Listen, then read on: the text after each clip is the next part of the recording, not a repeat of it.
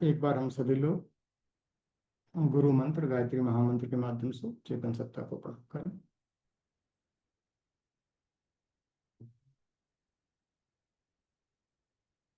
भूर्भुवः स्वः तत्सवितुर्वरेण्यं भर्गो देवस्य धीमहि धियो यो नः प्रचोदयात्। अनुभव साझा की आज इस कक्षा में उपस्थित सभी स्नेही सज्जनों साधकों को नमन बंदन। कक्षा में हृदय से आप सबका अभिनंदन। शिव संकल्पोपनिषद का निचोड़ उसके आखिरी मंत्र में है। उसके सारे मंत्र बहुत महत्वपूर्ण हैं, लेकिन आखिरी मंत्र को हम समझने का प्रयास करें। क्या कहता है?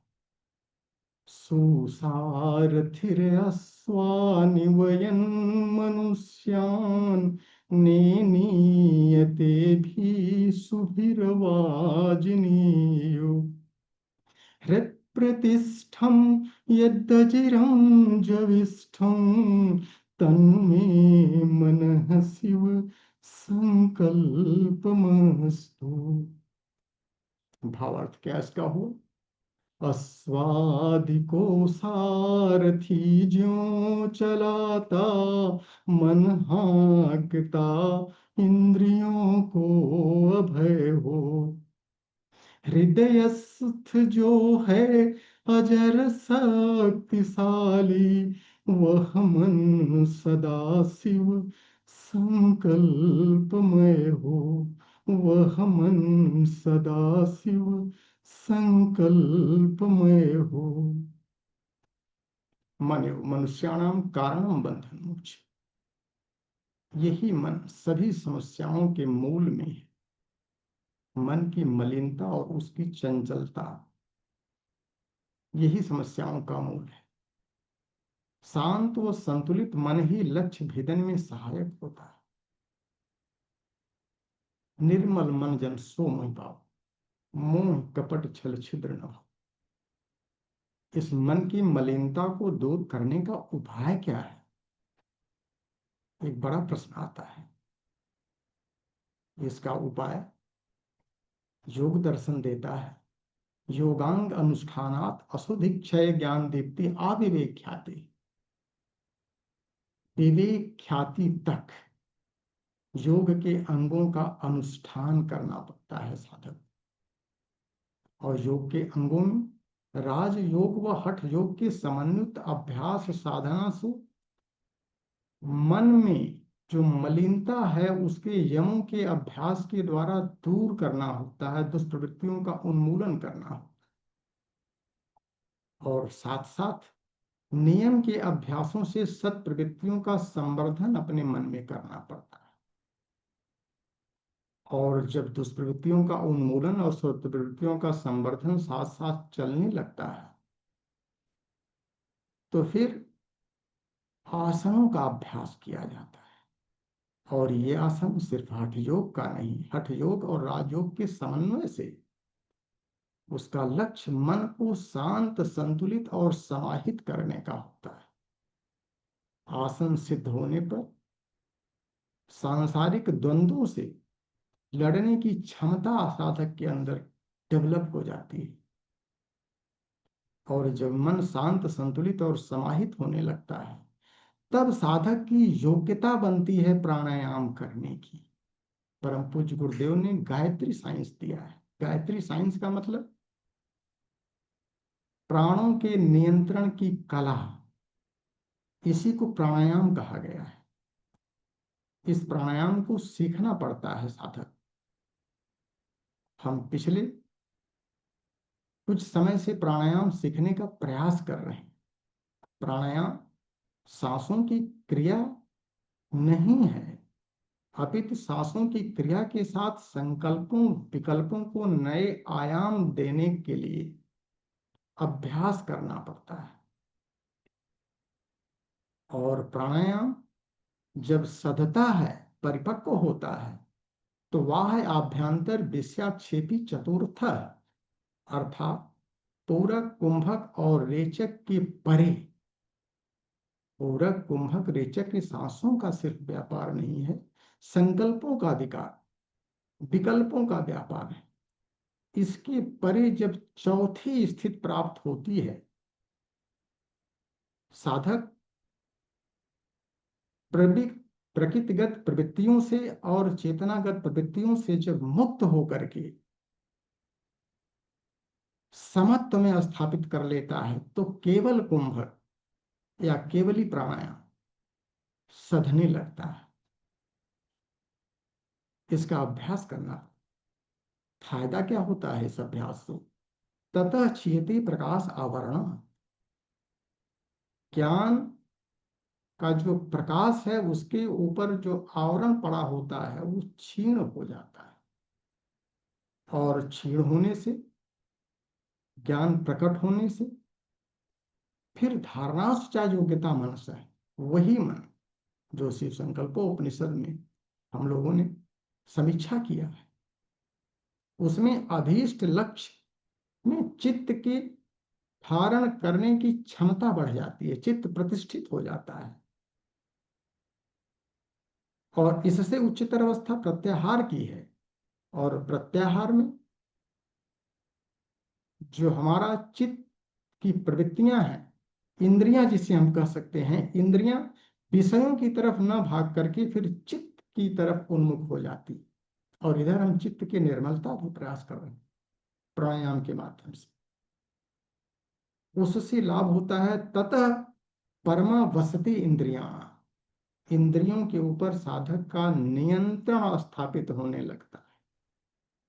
और जब इस अवस्था को साधक प्राप्त कर लेता है, तब उसको विज्ञानमय कोश में प्रवेश की योग्यता बनती है, क्योंकि विज्ञानमय कोश इससे उच्चतर अवस्था है।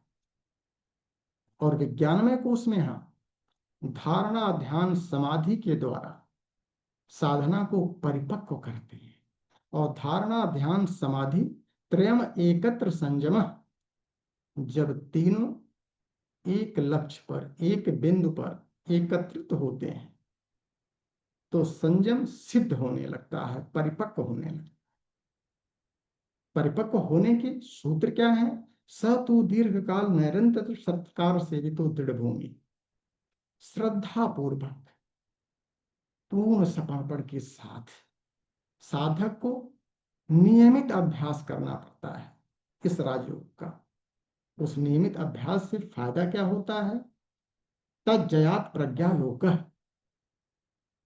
प्रज्ञा में अलौकिक क्षमता प्राप्त हो जाती है, अलौकिक पकड़ वाली हो जाती है।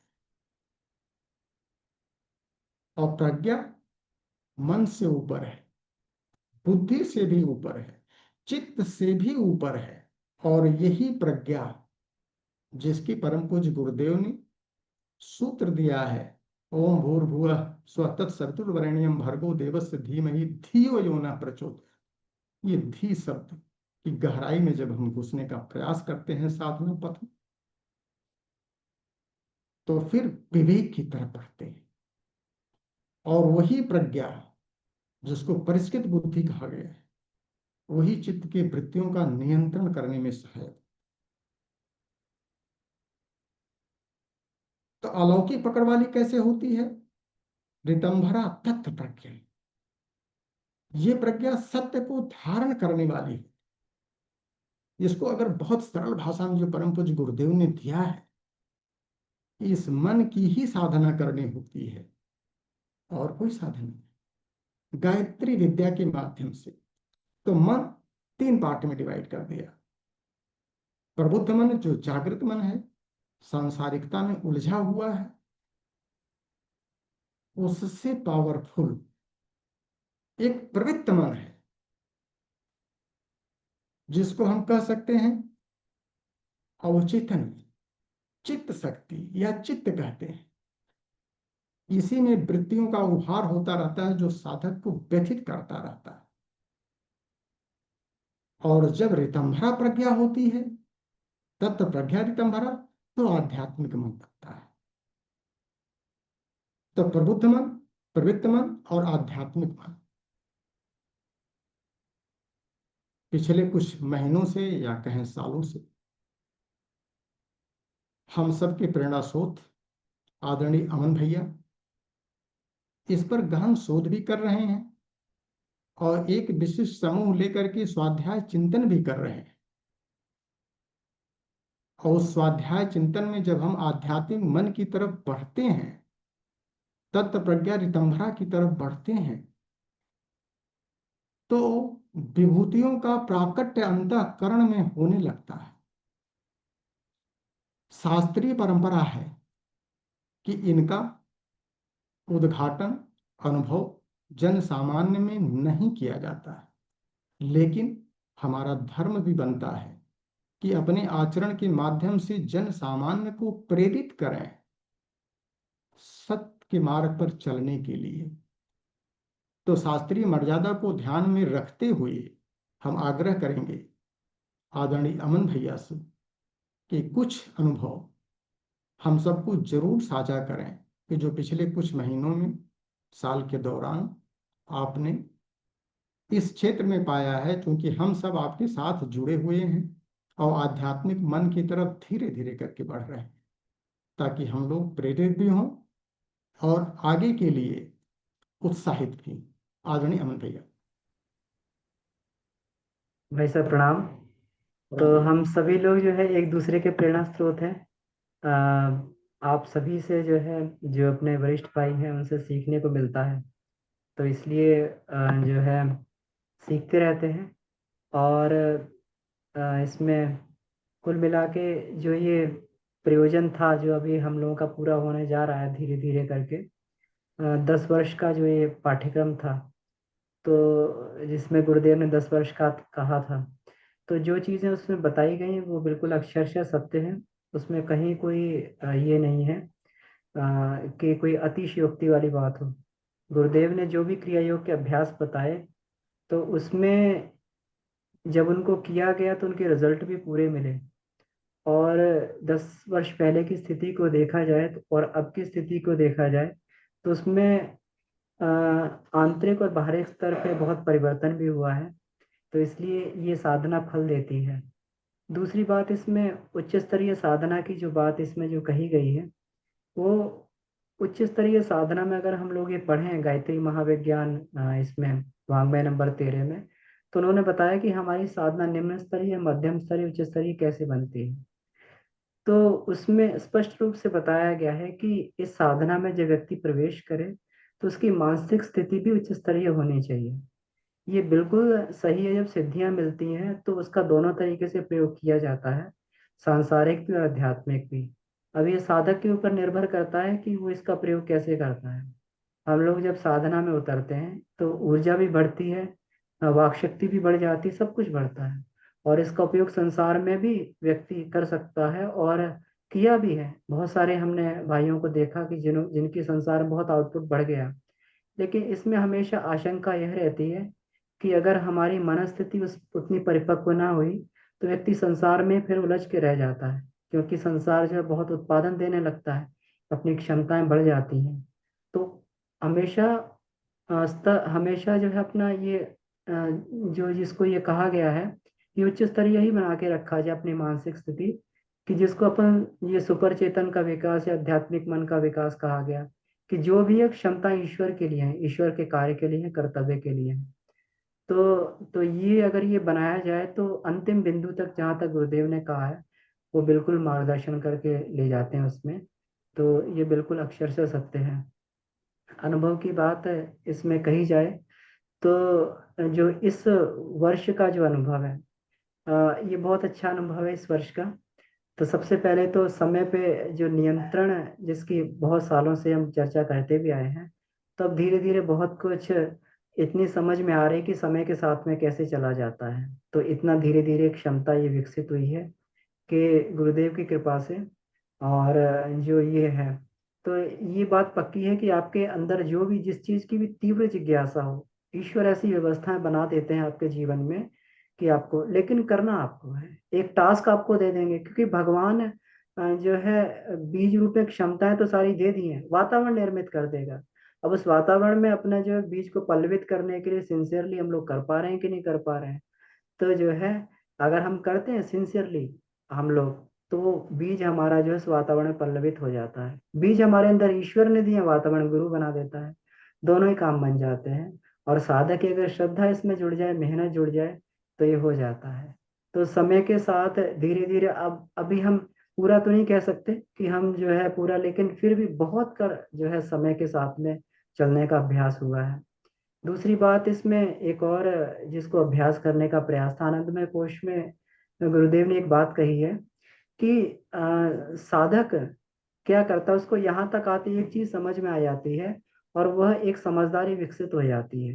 वो तत्वों की परिवर्तनशीलता और कोशों की अपूर्णता को कभी मिलने नहीं देता है।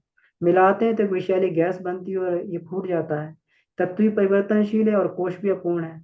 कोश पूर्ण तो तभी होंगे जब हम परमहंस स्थिति में पहुंच जाएंगे, है ना, नहीं तो थोड़ा बहुत अधूरापन तो कहीं ना कहीं रह ही जाता है।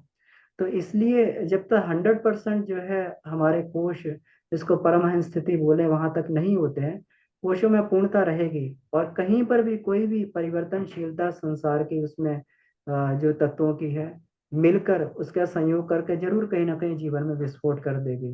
वो वासना के रूप में भी हो सकता है, तृष्णा के रूप में, अहंता के रूप में भी हो सकता है, किसी रूप में भी हो सकता है। तो अब इस चीज का अभ्यास जो है, ये प्रयास चल रहा है कि किस प्रकार से जो है अपनी कोशियों की अपूर्णता को और इस संसार के जो तत्वों की परिवर्तनशीलता, उनको अलग अलग रखने का अभ्यास किया जाए। अगर ये बन जाएगा तो व्यक्ति हर घड़ी आनंद की स्थिति में रह सकता है, सहज समाधि की स्थिति में रह सकता है। कर्तव्य परायणता वाले जीवन जीने का अभी भी अभ्यास चल रहा है, क्योंकि गुरुदेव ने कहा कि कर्तव्य परायण जीवन से ही व्यक्ति आनंद को प्राप्त कर सकता है। तो ये भाई सा अनुभव है, और ये आगे का जो ये बिल्कुल क्रम जरूर है। भैया। जी। और यही शास्त्रों में भी जो हमने एक गहराई में जाने का प्रयास किया, उसमें यही मिला कि जहाँ पर आता है कि अलौकिक विभूतियों का प्राकट्य साधक के अंतःकरण में होने लगता है, तो उसके लिए जो मार्गदर्शन परम पूज्य गुरुदेव ने दिया है, तस्य भूमिश विनियोग, सामर्थ्य तो आएगी, ज्ञान शक्ति, इच्छा शक्ति, क्रिया शक्ति, तीनों में वृद्धि होगी ही होगी। अभी जो ये वृद्धि हो रही है, इसका विभिन्न भूमियों में हमको विनियोग करना होता है।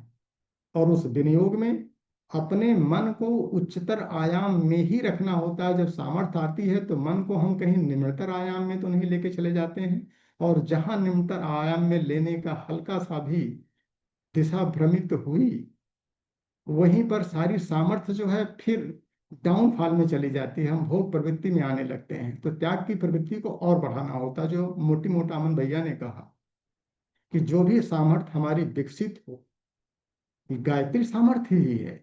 ज्ञान शक्ति, इच्छा शक्ति, क्रिया शक्ति तीनों देती है। इनको हमेशा हम मन के द्वारा उच्चतर आयामों में प्रेषित करते रहें, तो साधक निश्चित रूप से जो परम पूज्य गुरुदेव ने सरल मार्ग दिया है, उस मार्ग पर हम सभी चलने का प्रयास कर रहे हैं, स्टेप स्टेप बाय।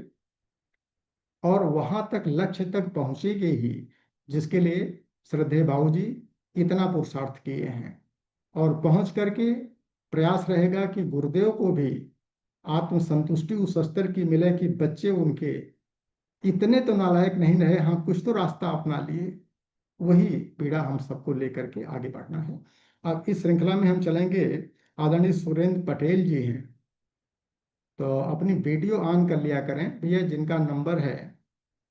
तो चूंकि ये पंचकोश पर पीएचडी वगैरह भी कर रहे हैं काफी समय से, तो क्लास में हैं कि नहीं भैया, एक बात देख लें।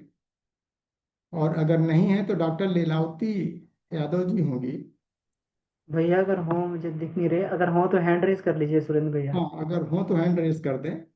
अपने अपनी वीडियो ऑन कर लेंगे तो भी अपना दिख जाएगा। जी जी जी हाँ, जी। वो एआई अपना स्विच ओवर कर देगा, आ जाएंगे फ्रंट पे। ठीक है। तो डॉक्टर लीलावती यादव जी भी नहीं है। ये लीला करके इसमें जुड़े हुए हैं अब। नहीं नहीं, डॉक्टर लीलावती यादव लिखते हैं पूरा। Okay okay. और अगर वो भी नहीं है तो सीधे हम चलते हैं हाँ चित्तौड़गढ़। है, डॉक्टर लीलावती यादव है जी दीदी। आपको अपने अनम्यूट कर रहे वीडियो को हैं। ऑन कर लें, वीडियो को अपनी ऑन कर वीडियो लें। ऑन कर लीजिए दीदी।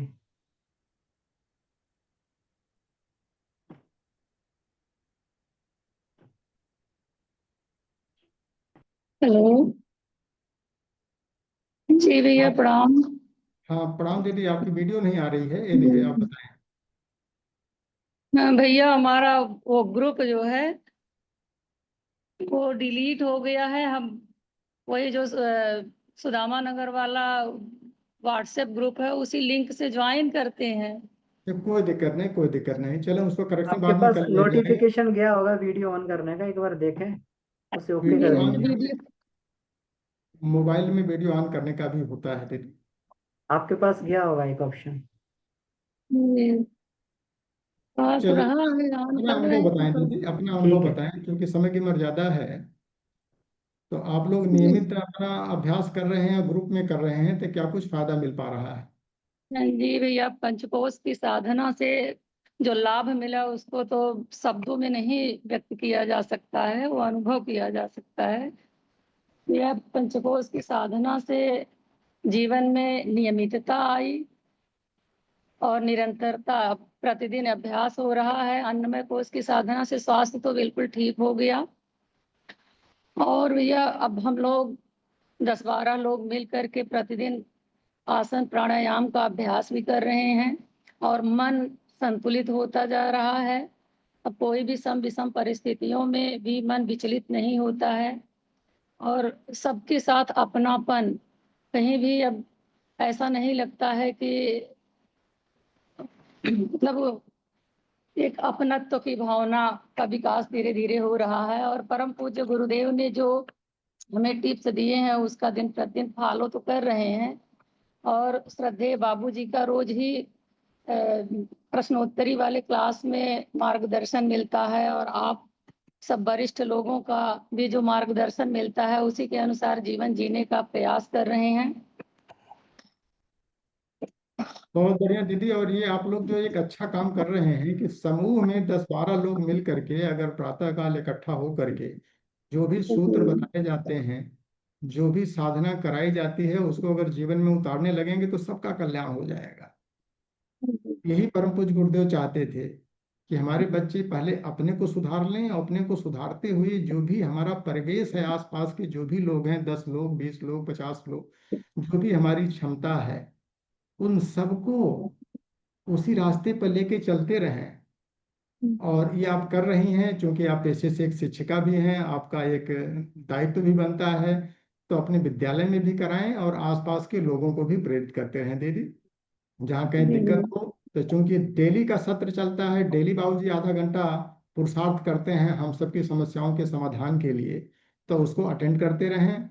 और शनिवार रविवार में विशिष्ट कक्षाएं जो होती हैं उसका भी लाभ लेते रहें, और लोगों को भी बताएं जो दूर लोग हैं। तो वैसे हम लोगों की क्षमता तो सीमित है, लेकिन प्रयास करें कि उस सीमित क्षमता में 100 लोगों की क्षमता जुड़ जाते हैं लोग, तो उसका लाभ लेते रहें। अब हम सीधे चलते हैं चित्तौड़गढ़ से। हमारे एक वरिष्ठ साधक हैं और शुरुआती दौर से ही जुड़े हुए हैं, आदरणीय शरद भैया। तो शरद निगम जी अपने को तो सुधार करके और समाज की सच्ची सेवा भी कर रहे हैं। तो भैया आपका तो अनुभव प्रतिदिन बदलता रहता है, तो पिछले 6 महीनों का तो लेखा जोखा बताएं ही कम से कम हम लोगों को, ताकि हम लोगों को प्रेरणा मिलता रहे। शरद भैया। प्रणाम भाई साहब, सभी को प्रणाम। गुरु सत्ता का प्रणाम। प्रणाम। परम आदरणीय बापू जी को प्रणाम। हम्म, आध्यात्मिक जीवन की बात करें भाई साहब, तो आवाज क्लियर आ रही है भाई साहब? बहुत बढ़िया आ रही, बहुत बढ़िया आ रही है। जी। तो वैसे तो 2003 से आध्यात्मिक यात्रा चल रही है, लेकिन इसमें महत्वपूर्ण परिवर्तन तब आया 2015 में बापूजी से मिलने के बाद। और उनके मार्गदर्शन में जब साधना प्रारंभ की, तो साधना की दिशा और गति दोनों में परिवर्तन आया। ठीक है, अपनी स्थिति वैसी नहीं थी कि उनकी गति से मैच कर पाए। तो कभी रॉकेट की तरह दौड़ लगाना, कभी नीचे गिर जाना, कभी उठना, कभी दौड़ना, ये चलता रहा। हाँ, लेकिन निरंतरता का अभ्यास जरूर बना रहा। ये एक बाबूजी के सानिध्य में ये बड़ा ही लाभ मिला कि उनके विचार, उनके भाव जब निरंतर हमें मिलते रहे, तो साधना में गति बनती रही। हाँ, साधना, क्योंकि साधक जब साधना करता है तो उतार चढ़ाव दोनों ही चीजें आती हैं। साधना में हम ऊपर भी चढ़ते हैं तो नीचे भी गिरते हैं।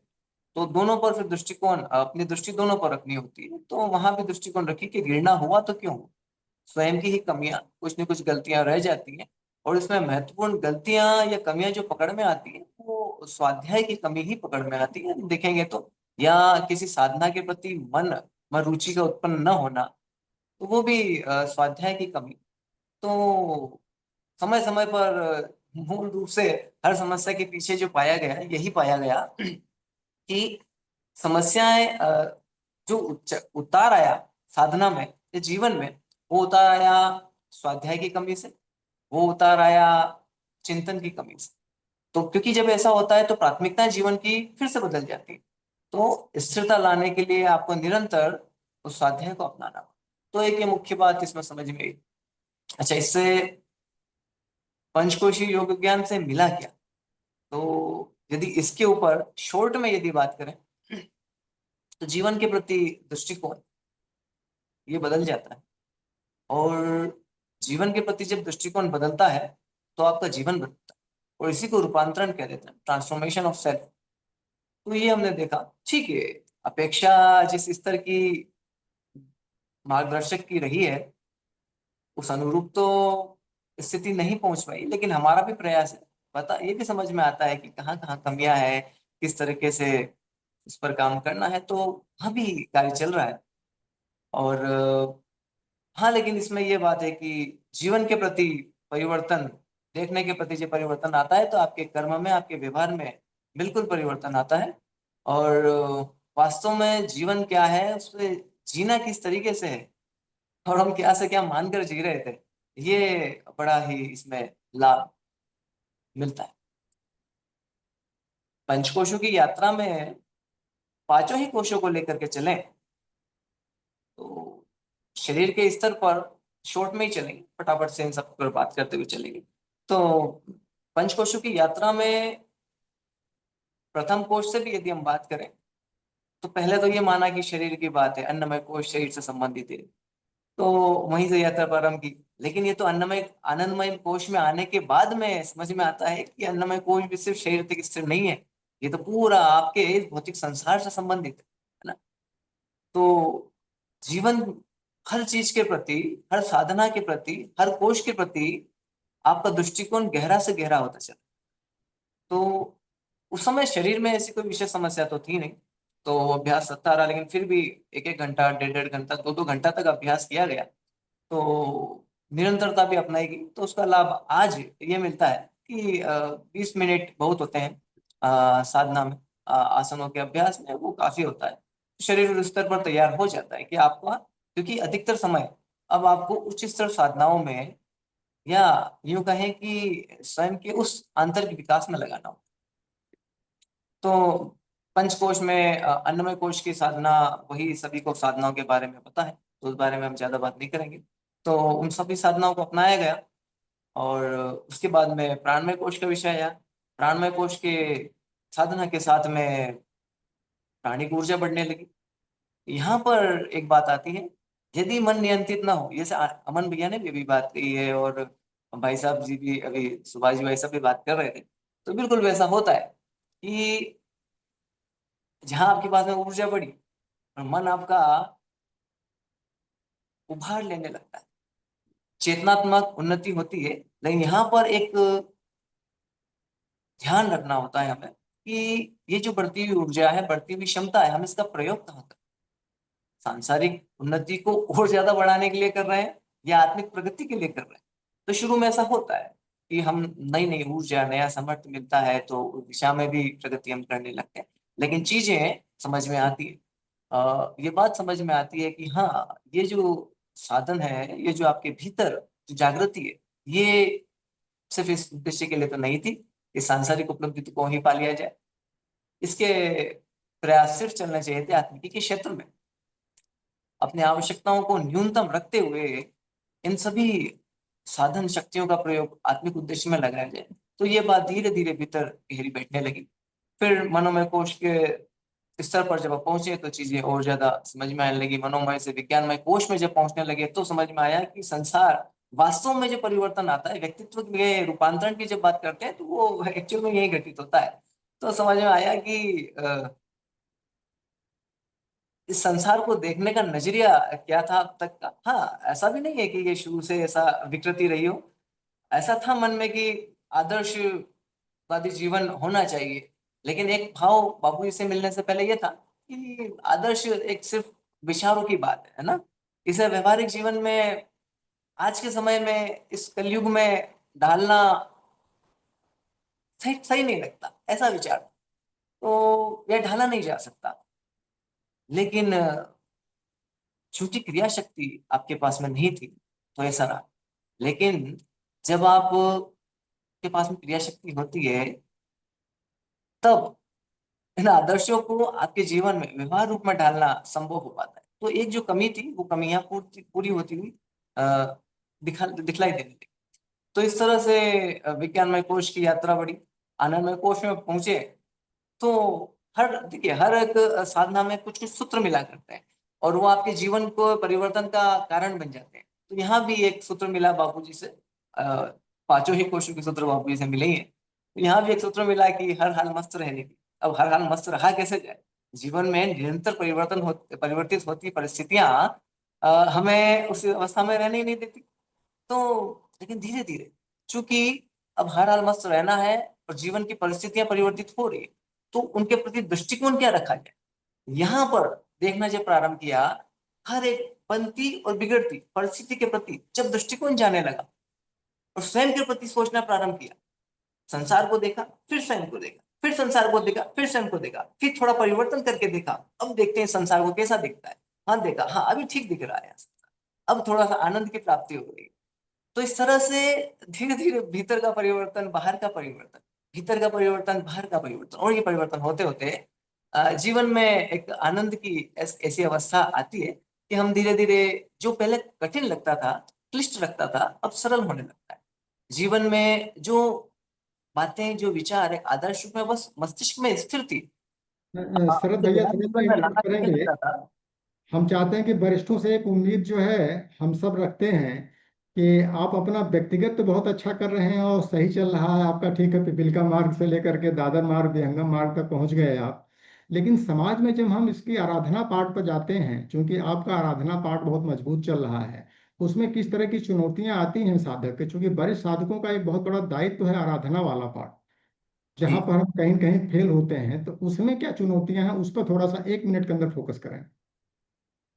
इसमें इसमें मुख्य रूप से तो भाई साहब, बात जो हमारे समझ में आई, जो हमने देखा कि जीवन में आराधना वाले भाग में, और ये भी प्रारंभ हो चुका था आज से 3-4 साल पहले, 5 साल पहले से प्रारंभ हुआ। अ, समाज का दुख ना आपको अपना दुख लगने लगता है। शुरू में ऐसा आभास नहीं होता, लेकिन धीरे धीरे जैसे जैसे आप इस दिशा में बढ़ते हैं तो संसार का दुख अपना दुख लगने लगता है। और जब ऐसा होता है, तब आप इस दिशा में आगे बढ़ते हैं, आराधना की दिशा में। तो पहले ये था कि 1 घंटा नियमित निकालना है सेवा के लिए। तो वो तो चलिए ठीक है, वो सरलता से हो जाता है। लेकिन आपके भीतर से अपेक्षा उठने लगती है कि नहीं, इसको बढ़ाना है 1 घंटे से 2 घंटा। तो चलिए ठीक है, 2 घंटा भी किया। अब एक समय ऐसा आता है कि आपकी साधना इस स्तर पर आ जाती है कि आप आनंदमय कोश की या विज्ञानमय कोश की भी बात करें, तो साधनाओं में आप निरंतर उस एक आत्मचेतना भाव में रहने का प्रयास करते हैं। तो जब उस अवस्था में रहेंगे तो ये सेवा का भाव स्वतः उस स्तर पर आने लगता है कि अब आपको आपका पूरा जीवन उस दिशा में परिवर्तित होने लगेगा। तो यहाँ पर जो चीज अनुभव में आई कि बैलेंस बनाना पड़ता है फिर व्यक्तिगत जीवन का और इस जीवन का, अ, आपकी जो पर्सनल लाइफ है उस पर्सनल लाइफ का और इस सेवा का। तो पहले तो इसमें बड़ा डिस्टरबेंस था कि कैसे हम इसको मेंटेन करें, क्योंकि घर गृहस्थी की आपकी ठीक है अपेक्षाएं एक सामान्य स्तर की हैं, लेकिन घर गृहस्थी में आपके रिश्तेदार, आपके पत्नी और बच्चे, सबकी अपनी अपनी अपेक्षाएं होती है, तो उन सबको भी पूरा करते हुए आपको आगे बढ़ना होता है। तो मुख्य रूप से जो शुरुआत में जो समस्या आई वो यहीं पर आई थी। लेकिन धीरे धीरे फिर उसमें, चूंकि यहाँ से, तो, समय की मर्यादा है, नहीं तो हम आपको अलग से सुनेंगे भैया कि जी एग्जैक्टली समस्या क्या है, जो कि और साधक जो है वंचित रह जाएंगे। जी तो जी ऐसे जी, बीच में थोड़ा सा रोकना पड़ रहा है। जी और बहुत अच्छा लगा। और आपसे प्रेरणा लेकर के हम लोग भी प्रयास करेंगे कि समाज में भी निकलें, और अपने को तो परिष्कृत हम कर ही रहे हैं साधना के माध्यम से, और समाज में भी कुछ अनुदान हम लोग इस रूप में देते रहें साधनात्मक, जिससे समाज का भी कल्याण होता रहे और हमारी साधना और परिपक्व होती रहे। अब हम सीधे चलते हैं, विभा पांडे जी हैं तो दीदी पटना से हैं और बहुत तन्मयता से साधना कर रही हैं, तो क्या कुछ फायदा मिल रहा है दीदी? आप सीधे बताएं, सीधे टू द पॉइंट, कब से जुड़े हैं उसको छोड़ दें, फायदा क्या मिल रहा है? आदरणीय विभा दीदी। जी भैया प्रणाम, आप सभी को प्रणाम और बाबूजी को चरण स्पर्श। और स्पॉटलाइट आज अमन जी, भैया, इनको स्पॉटलाइट करें। हाँ ठीक है दीदी, आप बोलें, आप बोलें।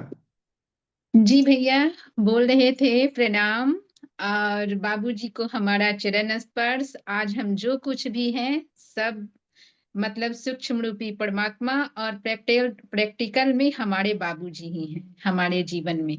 तो हम सीधे छोटी सी सबका निचोड़ थोड़ा सा मैं बता रहे हैं। हम जब से साधना के बाद हमें बहुत फायदा मिली है, जितना कहूंगी उतना हमारे जीवन में कम है, हमारे लिए बहुत कम है। मतलब मेरे पास शब्द नहीं कि हम कैसे एक बार में कह दे और समापन हो जाए, कोई सीमा नहीं, अनलिमिट है।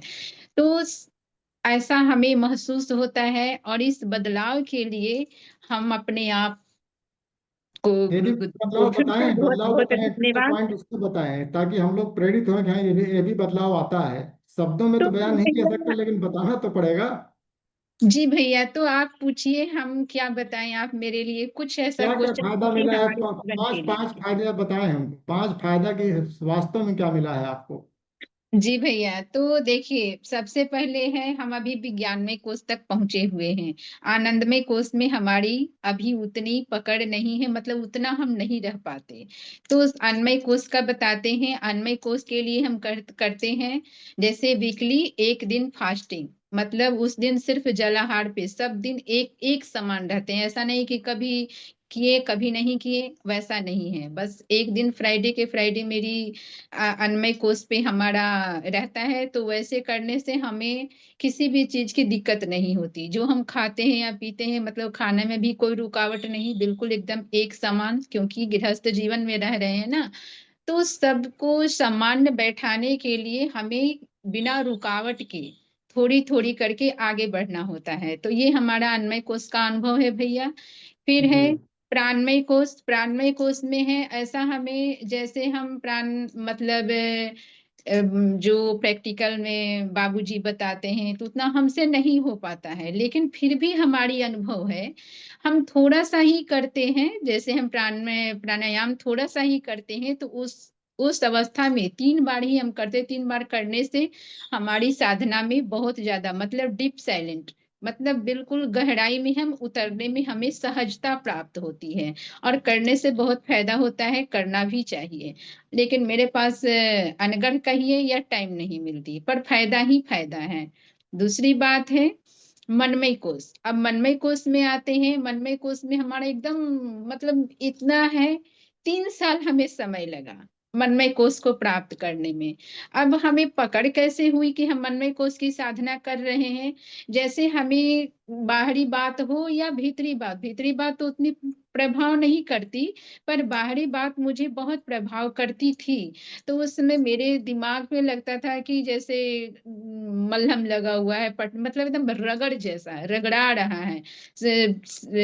सनसनाहट, गड़बड़ाहट ऐसा मुझे फील होता था। लेकिन इधर देख रहे हैं, इसी में हम उलझे हुए रहते थे। लेकिन अचानक कुछ ऐसा बातें हुई जो मुझे बहुत अच्छा लगा, मतलब हमारे पास हम कैसे शब्द में कैसे बयां करें। तो फिर उसके बाद मनमय कोश की जब साधना प्रखर हुई, तब हम विज्ञानमय कोश में गए। और ये भी मनमय कोश से ही आती है, गायत्री मंत्र लेखन और गायत्री मंत्र को जपना। तो गायत्री मंत्र लेखन और गायत्री मंत्र को हम बहुत गहराई में लेते हैं, सहज उसको जैसे हल्के में नहीं लेते। तो गायत्री मंत्र लिखने का फायदा है कि अगर हम कोई कार्य करने जा रहे हैं, जैसे विकट संकट जहाँ जो कि नहीं होना है, असंभव, वहां वो काम हो ही नहीं सकता, वहां पर हम गए जहाँ पे जैसे बहुत सारे लोग हैं, लेकिन वहां पे हम अकेले ही गए, हमें गुरुदेव वहां अकेले ले गए, कोई नहीं हमारा साथ देने वाला। पर वहां हम गायत्री मंत्र को स्थापना कर दिए, लिखे, लिखने से हमें वहां पे, आज हम वहां पे देखने की चीज है, कहने की नहीं, बिल्कुल प्रैक्टिकल में किए, बहुत सुंदर, भव्य, जैसा सोचे थे उससे कई गुना ज्यादा, बहुत अच्छा हमारे जीवन में हम अपने हाथों से बनवाए, बहुत अच्छा लगा। और हमारे जीवन में जो कुछ भी है तो मतलब जितना कह रहे हैं उतना तो सहज है नहीं, बहुत टफ है। और गायत्री मंत्र जपने से फायदा होती है, जब हम गायत्री मंत्र जपते हैं तो हमारी शक्ति बढ़ती है, जैसे हम ऊर्ध्वागमन, बिल्कुल ऊर्जावान रहते हैं, हमारी कवच बन जाती है, हम कहीं जाते हैं तो लगता है कि हमारा सुरक्षा कवच है, हम पे कोई भी बाहरी बातें हम हमारे ऊपर प्रभावित नहीं करती। बहुत बढ़िया दीदी। और यही विश्वास जब रखेंगे आप, विश्वास और श्रद्धा के साथ है, यही दो जो हमारे चरण हैं, यही अध्यात्म में हमको गहराई लेते हैं। और फायदा निश्चित रूप से, जैसे आपने बताया, कुछ हमने इसीलिए पूछा कि 4-5 फायदे आप बताएंगे, तो उससे हम सब प्रेरित होंगे, और जो हमारे नए साधक भाई बहन हैं उनको भी मिलेगा। ये समस्याएं सबकी हैं, जनमानस की समस्या है। तो जी आप भाई। अपने अनुभवों से आप प्रयास करें कि अपने आसपास एक ग्रुप बना लें, तो 10 लोगों विज्ञान का, में 12 कोश लोगों की एक लाइन भैया, एक बस एक का। हाँ, मिनट, विज्ञान में बिल्कुल। कोश की अब सुन लीजिए भैया। तो विज्ञान में कोश में जब हम आए तो विज्ञान में कोश में हमें ऐसा लगता है कि जब जैसी दृष्टि वैसा ही सृष्टि, जी हमारी दृष्टि ही चेंज हो जाती है। अगर हम समझेंगे कि हमारा ये पति है, बच्चा है, मतलब दो बंधन में ही बंधे रहेंगे कि हम हमारे पास पति हैं, हम बच्चे की माँ है, नहीं, ऐसे करने से ना हमारा परिवार संभलेगा, ना हम खुद संभलेंगे, ना हमारा समाज संभलेगा, कहीं कुछ नहीं, जैसो को तैसो वैसे ही लिपटे हुए ही हम रहेंगे।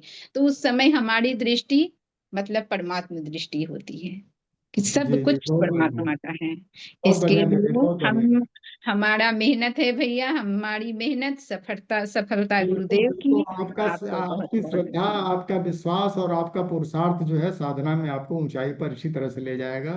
परम पूज्य गुरुदेव की कृपा भी बनी रहेगी, बाबूजी का आशीर्वाद आपको सतत मिलता ही रहता है।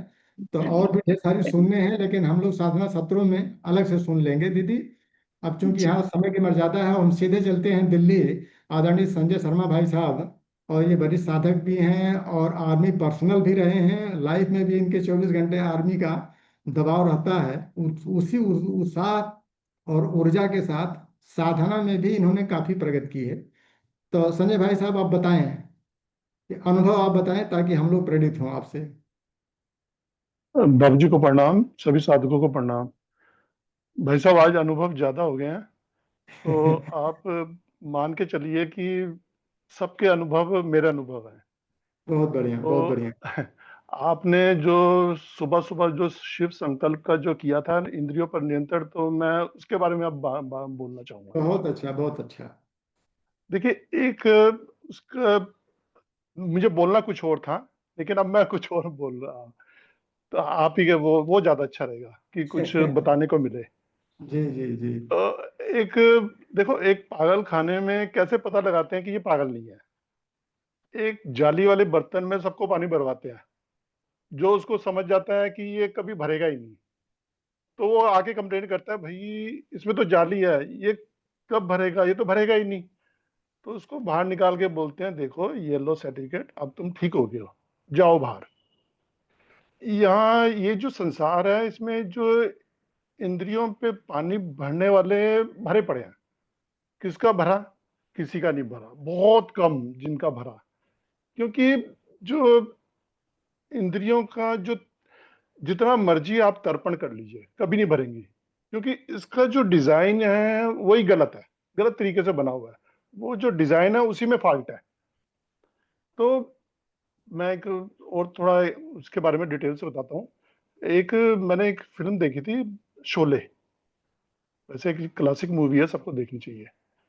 तो उसमें क्या है, इस फिल्म में एक सीन था कि हेमा मालिनी, जो कि इस फिल्म की हीरोइन है, बहुत सुंदर है, आकर्षक है, तांगा चलाती है।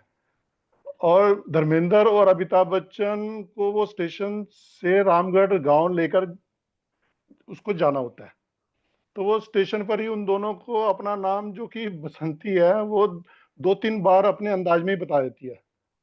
अब वो जब तीनों तांगे में जा रहे होते हैं तो अब बसंती बातों बातों में बोलती है कि तुमने मेरा नाम तो पूछा ही नहीं। तो पीछे से वो अमिताभ बच्चन बोलते हैं कि टोंड वे में कि तुम्हारा नाम क्या है बसंती।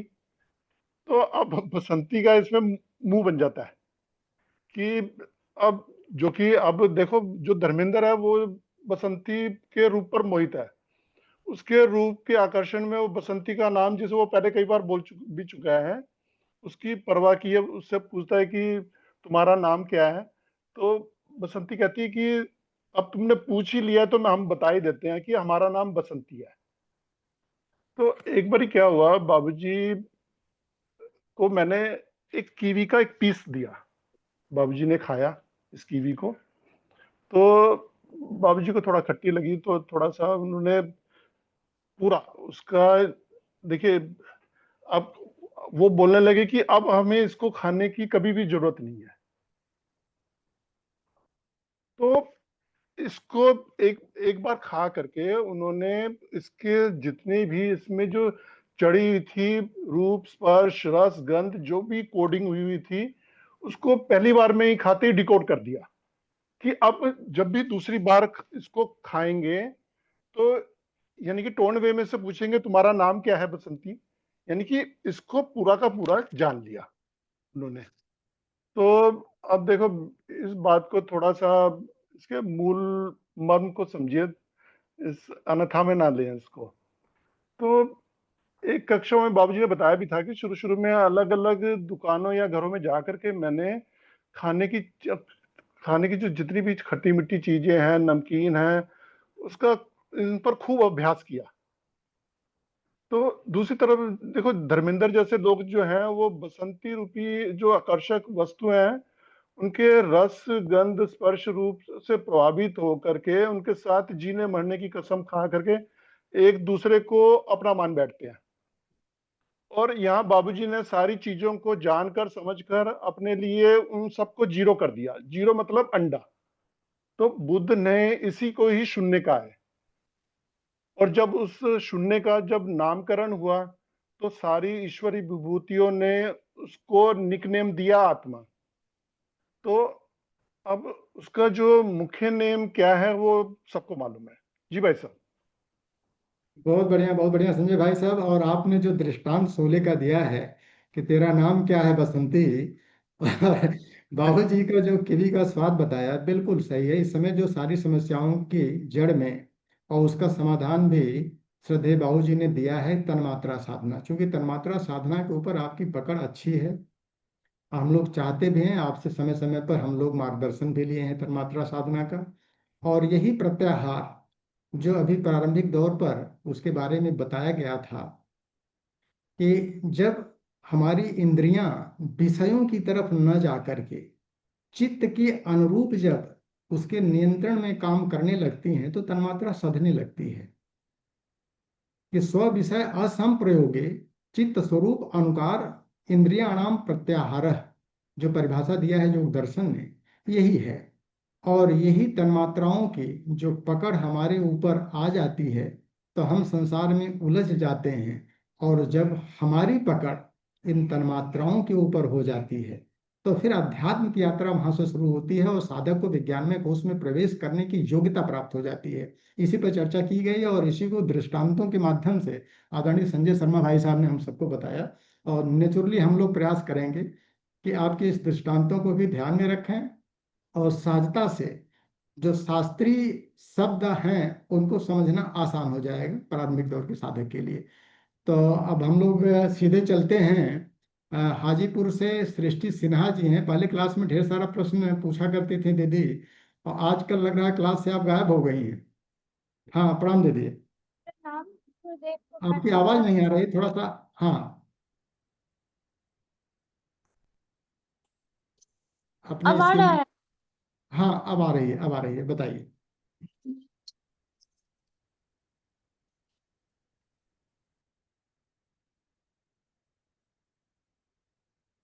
नहीं, आपने माइक ऑफ कर लिया है।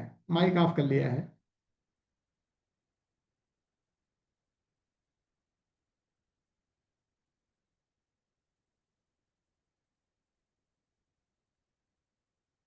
इनका माइक को परमिशन दिया जाए अमन भैया।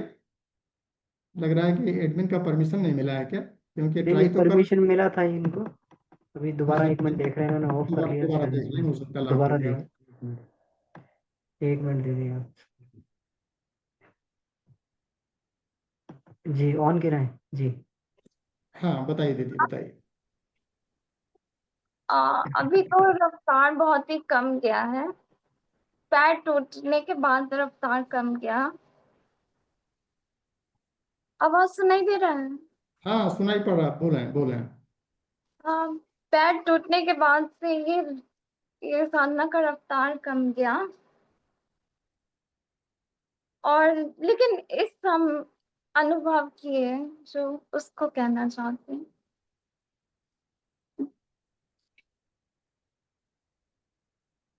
जैसे कि ये बाहर देखे, काफी फिजिकल, बहुत ही ये फिजिकल बहुत रहता है।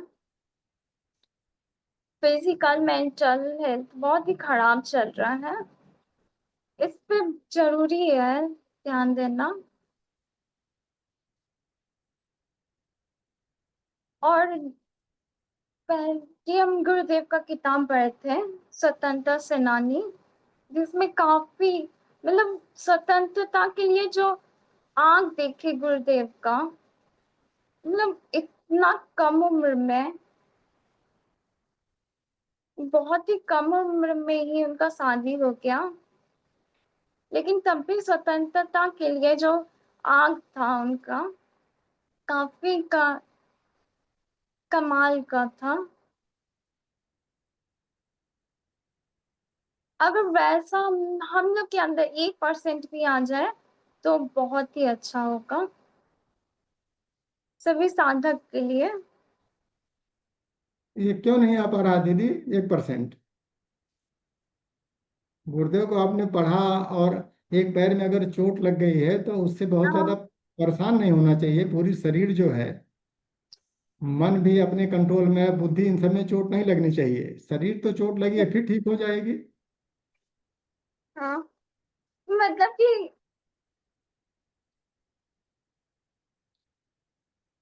जैसे चलने में भी दिक्कत हो रहा है। बाबूजी को तो आपसे ज्यादा चोट लगी थी ना। बाबूजी ने कई बार अपना बताया है कि पूरा का पूरा उनका शरीर, क्या पूरी शरीर ही लुगदी बन गई थी, खाली पैर नहीं। उसके बाद कहाँ वो हिम्मत हारे। तो हम लोग सीधे उनसे प्रेरणा लेकर के, थोड़ा मोड़ा चोट लग जाती, एक दो हड्डी टूट जाएगी तो क्या अंतर पड़ेगा, आगे बढ़ना चाहिए ना। हम्म, और आप लोग हमारे आइकान हैं, और आप लोग ही अगर हिम्मत छोड़ देंगे तो फिर हम लोग आगे कैसे बढ़ेंगे। तो आप क्लास में रहिए दीदी, क्लास रेगुलर अटेंड करिए। क्लास अटेंड करने के लिए पैर को चलने की जरूरत नहीं है। समय से क्लास में जरूर रहिए। और आप प्रश्न पूछती हैं तो अच्छा लगता है, हम लोगों को प्रेरणा मिलती है कि नए बच्चे जो हैं वो आगे बढ़ रहे हैं। हम लोगों की हार्दिक इच्छा है, परम पूज्य गुरुदेव की भी हार्दिक इच्छा थी कि जो बच्चे हैं वो अगर इस दिशा में थोड़ा सा भी मुड़ जाएंगे अध्यात्म में। बाहर समस्याएं तो हैं, बाहर से समस्याओं का समाधान खाली अंदर है। बाहर में समस्याएं रहती हैं, समाधान नहीं रहता है ना दीदी। तो चलें, चूंकि आपको चोट लगी है, नहीं तो आपकी और भी बातें हम लोग सुनते हैं, और समय की मर्यादा है। और हम सीधे चलते हैं, आदरणीय शत्रुघ्न सिंह जी हैं संत कबीर नगर से। ये बड़ी साधक भी हैं, पंचकोश की साधना भी कर रहे हैं काफी टाइम से। तो आपको क्या कुछ फायदा मिल पाया? भैया अपने वीडियो आप ऑन कर लें। परमिशन नहीं आया सर। नहीं, वीडियो ऑन करने की परमिशन हमेशा रहती है। ऑन नहीं हो रहा है, कहीं तो नहीं हो रहा है। कहीं सेटिंग में गड़बड़ी है। तो चलिए कोई नहीं, आपकी आवाज बुलंद है, आवाज कोई बताएं, आवाज इम्पोर्टेंट ज्यादा है। हाँ भैया प्रणाम। प्रणाम। बाबूजी को प्रणाम, सभी साधुओं को प्रणाम। ऐसा है, हम बहुत पुराने साधक तो नहीं हैं, लेकिन हमारा 2011 से गायत्री साधना चल रही है।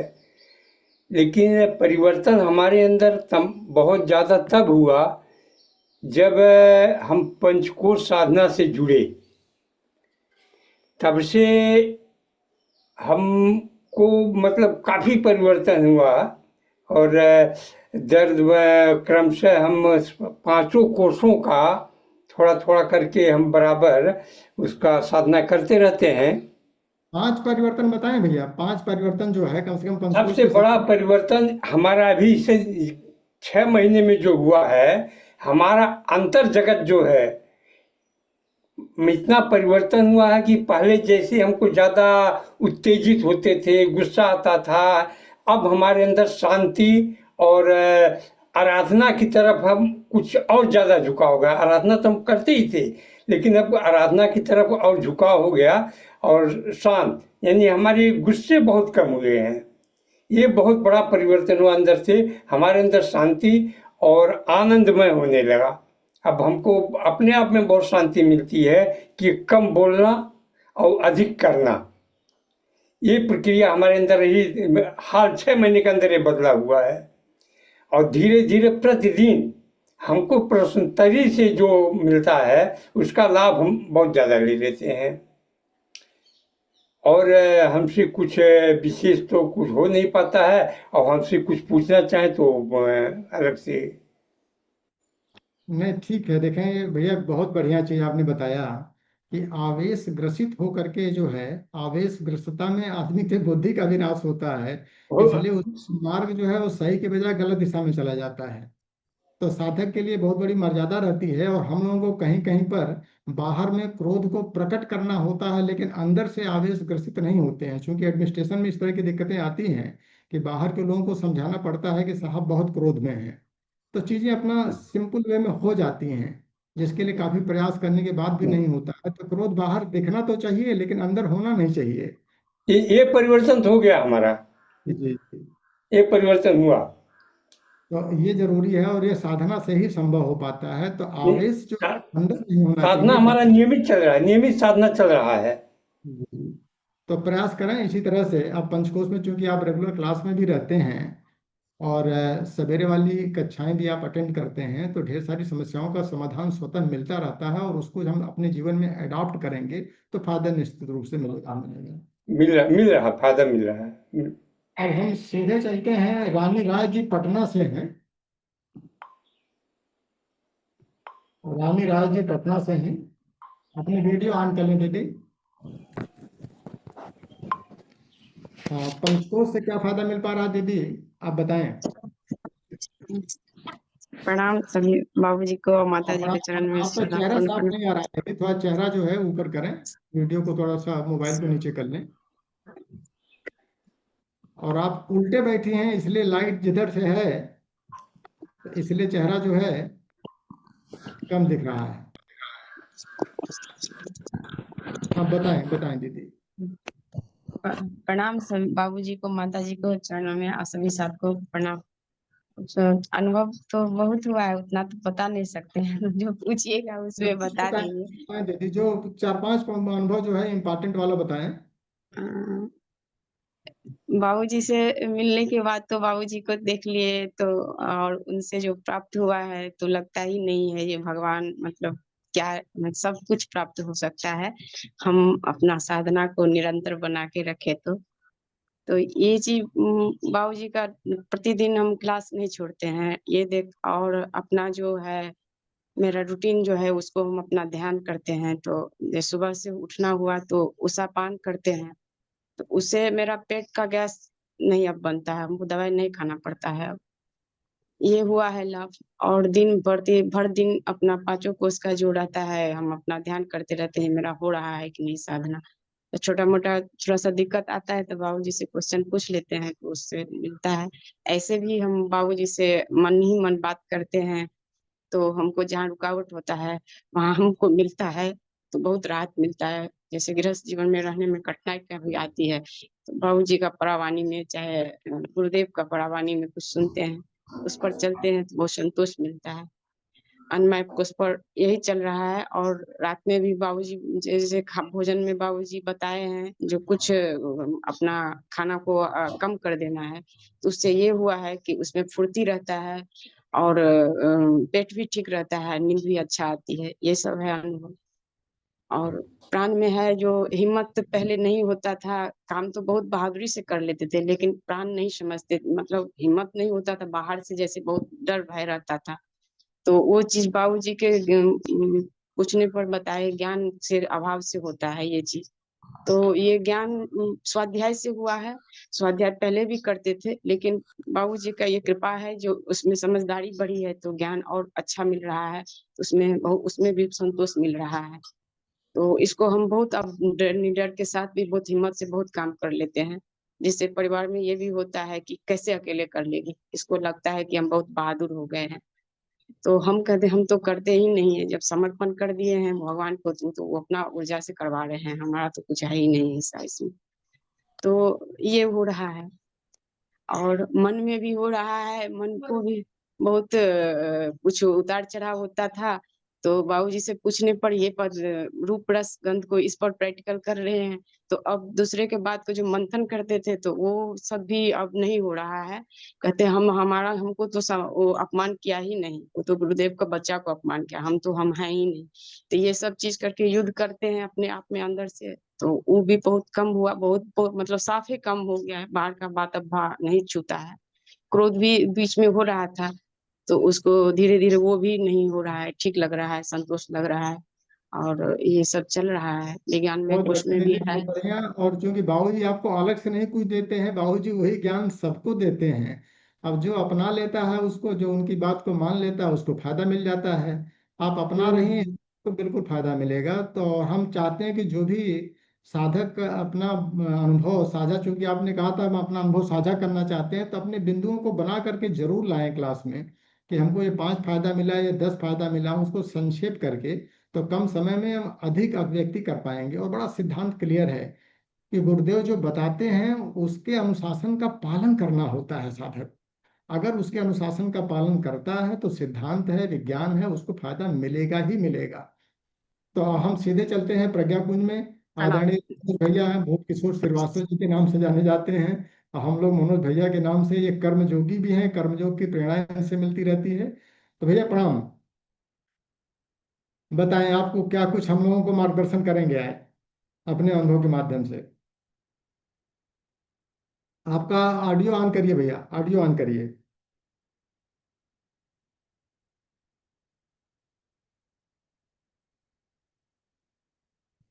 हाँ प्रणाम भैया, बताएं।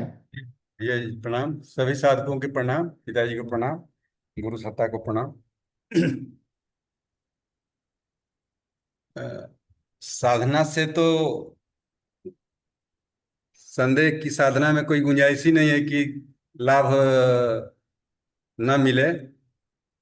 सबसे तो अच्छी बात है कि वो थोड़ा भी साधना बेकार नहीं जाता है, पिताजी का ये कहना है। और इस पर अनुभव भी हर कोई को है कि पात्रता के हिसाब से सबको उसका लाभ मिलता रहा है और मिलता रहेगा। हम अपनी अनुभव हमारा यह है कि हम लोग जो पंचकोश की साधना या साधना कहें, उसमें जो मिला अनुभव ये हुआ कि पहले तो मनुष्य की समझदारी विकसित हो जाती है, कलात्मक हो जाता है, उसके जीवन शैली कला से ओतप्रोत हो जाता है। वो जहां भी रहेगा थोड़ा सा लगेगा कि उसको इस तरह के होना चाहिए, ऐसे अपना कुछ न कुछ देख करके उसको लगेगा कि ऐसे से इसके कर दिया जाए तो बेहतर लगने लगेगा। सौंदर्यीकरण के प्रति उसकी जिज्ञासा जग जाती है। दूसरा बात है कि उसमें नियमितता आ जाती है, एक रूटीन सध जाता है। साधक की मनोभूमि में वह एक खास रूटीन में रहने लगता है। और ये नहीं कि आज ये करें तो कल नहीं करेंगे, ऐसे नहीं करेंगे। वो पकड़ लेता है तो फिर जल्दी छोड़ता नहीं है उसको, जीवटता बढ़ जाती है उसकी। तीसरी बात है कि साधना से अहंकार गलित होता है, सेवा भाव जगता है। और व्यक्ति जब सेवा भावी होता है तो अहंकार स्वतः समाप्त होने लगता है। उसके जीवन में कोई छोटा और बड़ा काम नहीं दिखाई देता है कि यह छोटा काम है, हमारे अनुकूल नहीं है या हमारे लिए शोभनीय नहीं है, वैसा कुछ फील ही नहीं होता है। वो हर जगह लगता है कि नहीं, अच्छा ही अच्छा है। और हर जगह हर कण में जब ईश्वर है तो छोटा बड़ा क्या हो सकता है, इस तरह का उसकी मनोभूमि बनने लगती है। व्यक्ति की उसको इस बात का थोड़ा भी नहीं होता है कि हम कहाँ हैं, किस जगह पर हैं, क्या कैसे क्या हो रहा है। हम अपने जो कर रहे हैं वह उस आत्मा के परिप्रेक्ष्य में देखता है और उस आत्मा के हित के हिसाब से वह उस काम को अमली जामा पहनाने में सफल होता है। पांचवी बात यह है कि बड़ा से बड़ा काम हो तो शुरू में तो दिखाई देता है कि इतना बड़ा काम है, कैसे होगा, लेकिन साधना करने से उसे अब पता चल जाता है कि नहीं, इसकी शुरुआत तो कर दिया जाए। जब शुरुआत व्यक्ति कर देता है उस काम में तो फिर स्वतः धीरे धीरे धीरे धीरे पूरा काम समाप्त हो जाता है। अगला क्रम में यह है कि व्यक्ति का जीवन से डर भय खत्म होने लगता है। वह डर नाम का चीज धीरे धीरे समाप्त हो जाता है और उसको किसी तरह का डर नहीं लगता है कि हम किसी चीज से, किसी वस्तु से, किसी व्यक्ति से भय मुक्त होकर जीने लगता है। अगला क्रम में है कि वह कंस्ट्रक्टिव रहता है, कंस्ट्रक्टिव हो जाता है समाज के प्रति, अपने प्रति, रचनात्मक कार्यों में अभिरुचि उसकी बढ़ जाती है।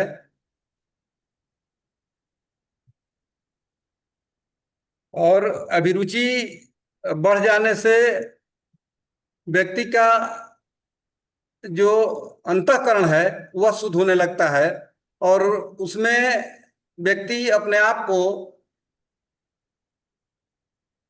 खड़ा करके समाज के परिप्रेक्ष्य में देखता है कि हम तो कहीं जितना होना चाहिए था हम कर ही नहीं पा रहे हैं। उसको लगता है कि हम मैंने इसको और कैसे बेहतर किया जा सकता था, हम नहीं कर पाए हैं, नहीं कर पा रहे हैं। उसको उसकी दुख होती है, उसके मन में पीड़ा होती है कि और कुछ हो सकता था, इससे बढ़िया हो सकता था। तो उसके लिए वह सोचता रहता है, हो न हो अलग बात है, लेकिन वो जरूर है कि निश्चित रूप से वो सोचते रहता है कि ऐसे कैसे इसको और बढ़िया किया जा सकता है और होना भी चाहिए। तो इस चीज के लेकर के आदमी व्यक्ति जो है साधना से सभी कुछ धीरे धीरे स्वतः, चाहे अंदर से हो, सांसारिक हो या आध्यात्मिक हो, उसका गुणोत्तर विकास होते चला जाता है। क्योंकि बहुत समय बढ़िया, की बात है। बहुत बढ़िया मनोज भैया। और हम लोग जो है वह क्लिष्ट शब्दों के चक्कर में उलझ करके जो हमारी वास्तविकता है उसको बयान नहीं कर पाते हैं। हम प्रांजल भाषा और परिष्कृत भाषा के उसमें उलझ जाते हैं। मनोज भैया को हम बहुत अच्छी तरह से जानते हैं। और जब आदमी संवेदनशील होकर के कर्म करता है तभी कर्मयोग सिद्ध हो पाता है।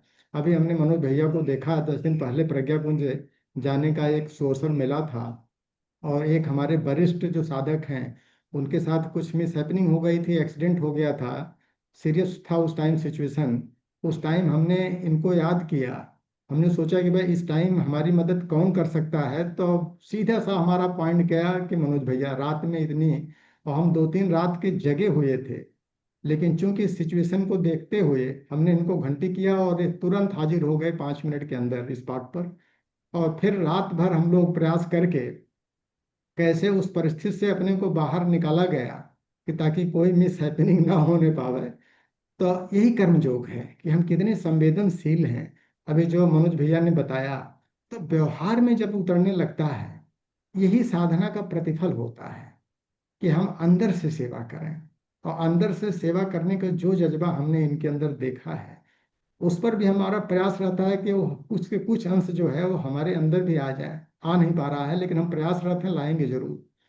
तो ढेर सारी शुभकामनाओं के साथ आपका इसी तरह से हम लोगों को प्रेरणा आप देते रहें और मार्गदर्शन भी देते रहें और हम लोग जीवन में अपने सफलता के आयाम पर पहुँचें ताकि श्रद्धेय बाबू जी की जो इच्छाएं हैं हम लोगों के प्रति वो भी पूर्ण हो। अब हम सीधे चलते हैं बेंगलोर में आदरणीय अनिरुद्ध सिंह चौहान भैया, ये भी हमारे साथ में ही थे, तो अपने अनुभवों को कुछ साझा करें भैया। प्रणाम भैया, भाई साहब, प्रणाम। भाई साहब प्रणाम, बाबूजी को प्रणाम।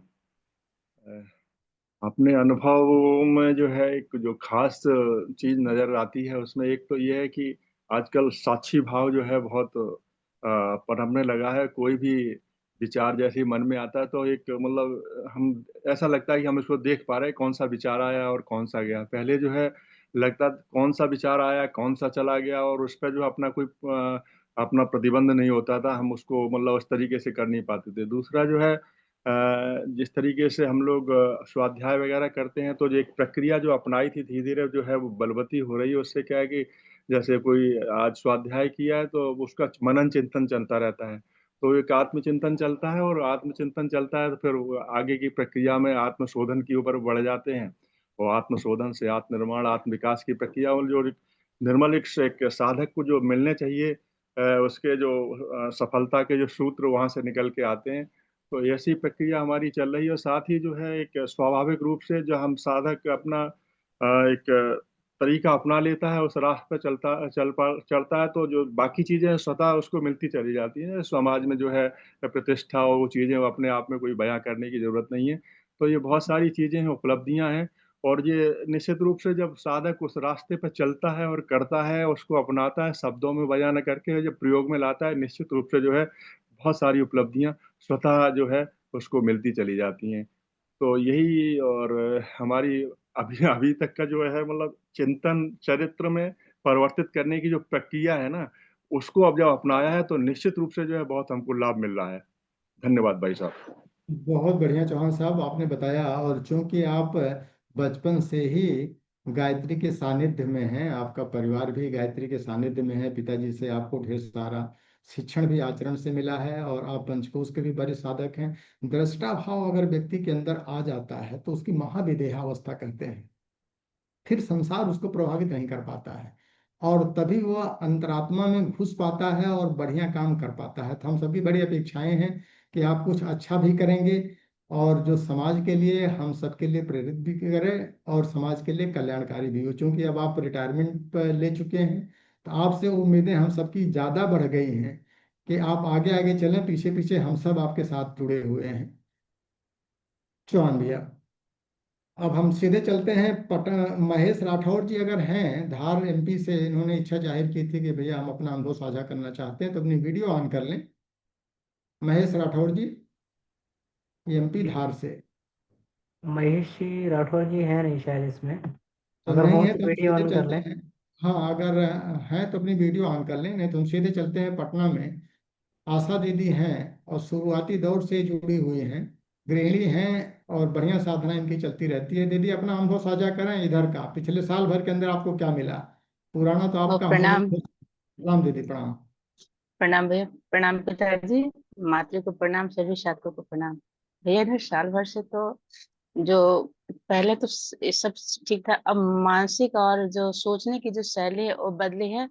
और फिर हम लोग मोबाइल पे ही अपने ग्रुप एक बनाए हुए हैं, महिलाएं लोग पटना से ज्यादा महिलाएं हैं, और आजमगढ़ के भी कुछ हैं, और दूर दूर से भी कहीं कहीं कुछ कुछ लोग हैं।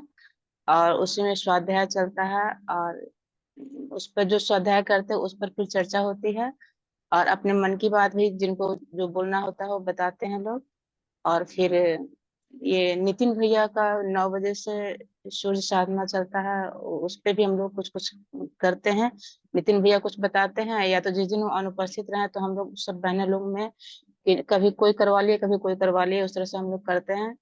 और जिससे मतलब मन में शांति रहती है, घर परिवार में रहने की जो किस तरह से रहना चाहिए, मन को शांत और संतुलित बना के, वो सब तो करते ही हैं। लेकिन एक असंतुष्टि रहती है कि जो गहराई होनी चाहिए वो गहराई नहीं कर पाते हैं, जितना करना चाहिए उतना नहीं कर पाते भैया। प्रणाम भैया। यदि ये असंतुष्टि नहीं रहनी चाहिए, इस असंतुष्टि को संतुष्टि में ये बढ़ाए हैं कि मन जब शांत और संतुलित रहने लगा तो हम मस्त न हो जाए, कुछ बढ़िया करें। इसीलिए शांत संतुलित किया गया है ना। अमन भैया ने वही तो बताया कि जब मन शांत और संतुलित होने लगता है तो उससे हम बड़े बड़े काम करें। ऊर्जा इसीलिए मिलती है, जब ऊर्जा मिलती है तभी मन शांत और संतुलित होता है, और कमजोर व्यक्ति का मन कभी शांत नहीं हो सकता है। तो जब शक्ति बढ़ती है तो उस शक्ति का सदुपयोग करना, यही तो अमन भैया से हम लोगों ने आज सीखा है। पिताजी और जो बताते हैं जितना उतना नहीं कर पाते भैया, तो इसीलिए हाँ, नहीं, मन ठीक है। नहीं तो रहता है। उसकी जो है आत्मवेदना रहनी चाहिए कि हम ज्यादा से ज्यादा करने का प्रयास करें, लेकिन शांत होकर के बैठे न। हमने देखा कि अधिकांश गायत्री साधकों में कहते मन शांत हो गया तो मस्त हो गए। नहीं, मस्त नहीं होना है। शांत मन को जो है वो सत्कर्मों में लगाने के लिए मन को शांत परम पूज्य गुरुदेव ने सूत्र दिया है। और ताप्ती दीदी भी अगर आपके साथ में है तो जी उनका भी अनुभव साझा करा दें। आपके साथ हैं कि अलग हैं? प्रणाम भैया। अलग है भैया, वो भी करेंगी। जी अच्छा प्रणाम ठीक भैया। ठीक। हाँ देखिए, आज ताप्ती दीदी ने अपना वीडियो ऑन कर लिया है और ऑडियो भी। प्रणाम दीदी। जी जी प्रणाम भैया, सभी को प्रणाम। परम गुरुदेव का प्रणाम और परम आदरणीय हमारे लाल बिहारी बाबूजी को कोटि कोटि नमन, चरण स्पर्श, और मातृ को भी। सभी का बहुत बहुत सहयोग रहा। तो पंचकोशी साधना से जुड़ने के बाद ही तो ये सब मिला है भैया। और हमारे परिवार में भी पंचकोशी साधना से बहुत सहयोग मिला। आज मैंने शब्द नहीं है कितना कहें। वो लोग इतना सहयोग दिए कि हम हर बार हर शिविर में जाने का सहयोग मिलता है और कुछ कुछ नए नए सीखते हैं। तो ये कृपा गुरुदेव का असीम रहा। तो आज भैया हम लोग अनुभव साझा करने में तो हम बोल नहीं पाते हैं ज्यादा, तब भी आप अन्वय कोश में कहिए तो हम लोग जो था कि आसन, उपवास, तत्व शुद्धि, तपस्या, इस सब में कुछ न कुछ किए हैं। तो अन्वय कोश तो शुद्ध है, तो इसमें प्राणमय में भी हमें बहुत प्राणवान लगते हैं। अपने में कभी कमजोर नहीं लगता है। लगता है कि हम प्राणवान हैं, गुरुदेव का शक्ति हमारे साथ है और बाबूजी का प्रेरणा। तो हम लोग कुछ करने में कर ही लेते हैं, खूब अच्छे से कर लेते हैं भी। जो गुरुदेव ने कुछ आदेश देते हैं, कहीं जाना भी दूर दूर भी, तो वहां जाकर के भी कुछ कर दिखाना गुरुदेव के कृपा से हो जाता है। तो लगता है कि प्राण तो है, गुरुदेव की कृपा ही है, या गुरुदेव का ही पंचकोशी साधना का ही कमाल है। और मनोमय में आजकल तराटक साधना जो नितिन भैया के साथ हम लोग एकत्रित होते हैं, सामूहिक साधना चलता है, सामूहिक ऑनलाइन ही। तो हम लोग सब साथ होते हैं तो बहुत अच्छा लगता है भैया। और सब कुछ बहुत बढ़िया है। हर ऐसे बताना तो कोई शब्द नहीं है कि बहुत बढ़िया, क्या बहुत बताएं। बढ़िया। क्या फायदा हुआ, इतना फायदा हुआ भैया कि कोई शब्द में कहा नहीं जा सकता। चलिए, और लेकिन हम हमारी लोग सब कोशिश है कि हम सब में ही पूछते हैं दीदी, और सबको इस तरह से फायदा मिलता रहे। और आप लोग स्वाध्याय के साथ में थोड़ा सा अपना चिंतन मनन भी बढ़ा दें, क्योंकि जो हम लोग स्वाध्याय करते हैं उस पर अगर चिंतन मनन नहीं किया जाता तो स्वाध्याय प्रभावी नहीं होता है। तो हम जी लोग भैया, इसमें स्वाध्याय कमी है, स्वाध्याय इसमें भले कम कमी है करें। चिंतन। हाँ बाबूजी बोले स्वाध्याय। हैं कि आइए तो हम बताते हैं। बाबूजी अच्छी कितने बात। दिन तक आपको बताएंगे? बस आप ये नहीं मान कहे कि लीजिए। अभी बताएंगे, अभी जो एकदम ठोस बता देंगे उसी पर जी जी। करना है। नहीं मनन बिल्कुल। तो रहता ही भैया, चिंतन मनन होता है, लेकिन जितना करना चाहिए उतना हम लोग तो थोड़ा कमजोर है ना पढ़ाई लिखाई से, इसीलिए कोई लगता दिक्कत है कि कोई दिक्कत नहीं, चिंतन मनन के लिए पढ़ाई लिखाई की बिल्कुल आवश्यकता नहीं है। परमात्मा ने सबको बराबर क्षमता दिया है जी दीदी। जी भैया, ये तो आप रहते हैं आत्मा सब रूप में, सब हर समय आनंद में ही, ये भाव और है। कभी अब हम विचलित नहीं चाहें। होते हर परिस्थिति से, ये बहुत तो बढ़िया मेरा दीदी। है। और थोड़ा सा मौका हम, और जो हमारे साधक भाई बहन हैं क्लास में भी जुड़े हुए हैं, जिन्होंने एडवांस में नहीं हमको बता पाए हैं, तो अभी अपने पास 2 मिनट का समय है। तो जी अगर कोई प्रणाम अपना भैया, अनुभव सभी साझा को करना प्रणाम। चाहते हैं तो अपना अनुभव कोई साझा करना चाहते हैं तो हैंड रेज कर दें, हम भैया उनको अपॉर्चुनिटी दे देंगे। और अगर कोई नहीं साझा करना चाह रहे हैं तो हम सीधे चलते हैं श्रद्धेय भाऊ जी के पास, उनका भी आशीर्वाद लेते हैं। और अगले हफ्ते के लिए 12 लोगों का अभी तक आग्रह आया है। और अभी कम से कम 12-14 लोग और दे सकते हैं 20 और 21 तारीख के अनुभव साझा के लिए। तो वो मैसेज के माध्यम से हमको या अमन भैया को व्हाट्सअप कर देंगे, तो उनको सूचीबद्ध कर दिया जाएगा, क्योंकि लास्ट मोमेंट पर फिर चेंज करना बड़ा मुश्किल पड़ने लगता है। तो अगर और कोई नहीं चाह रहा है अनुभव साझा करना तो फिर हम सीधे चलते हैं बाबूजी के पास और बाबूजी से आशीर्वाद लेते हैं।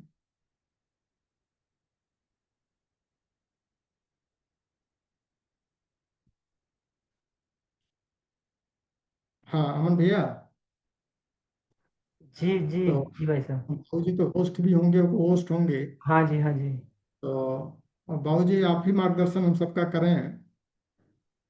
हम चाहते हैं कि नए साधक थोड़ा सा उत्साहित होकर के वो शब्दों में न फंस करके अपने अनुसार बताएं, अपने भाषा में अपने शब्दों में बताएं कि क्या कुछ फायदा मिल पा रहा है, अगर वो पंचकोश कर रहे हैं तो।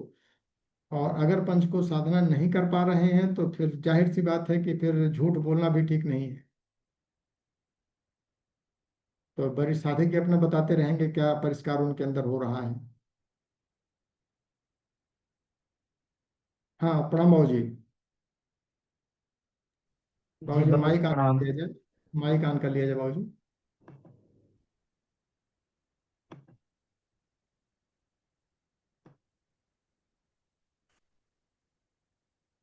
जी ऑन हो गया बाबू जी। प्रणाम जी बाबू जी। प्रणाम आपको, सारे पार्टिसिपेंट्स को प्रणाम। आज जिन लोगों का अनुभव मिला सुनने को उन्हीं पर हम लोग एक एक नजर देखते चलें। प्रगति, देखिए जिन्होंने, कुछ ऐसे भी लोग हैं सिंह जी अपने टीम में, कि जैसे पटना की ही महिलाएं, वो जैसे जया दी हुई, सब लोग, तो वो लोग बहुत काम करती हैं लेकिन मंच पर कहने नहीं आता है, इसलिए नहीं बोल पाते। तो ये बहुत बड़ी है। मूक व्यक्ति को ईश्वर अपने ढंग से संभाल लेते हैं। भाषण देना आवे ना आवे, मंच पर बोलना आवे ना आवे, ईश्वर तो भाव में रहते हैं, हर भाव समझते हैं। इसलिए प्रगति सबकी है और सबका खूब योगदान है गुरु जी के काम में, अपने अपने क्षेत्र में, अपने ही भाषा में, अपने ही एज ग्रुप में वो लोग काफी काम कर रहे हैं। तो फिर भी अनुभव कहना चाहिए अपनी अपनी भाषा में, तो उससे दूसरों को प्रेरणा मिलती है। सबसे पहले आज अनुभव दिया है, कुल 12 लोगों का मिला, साधक का 2 एब्सेंट थे।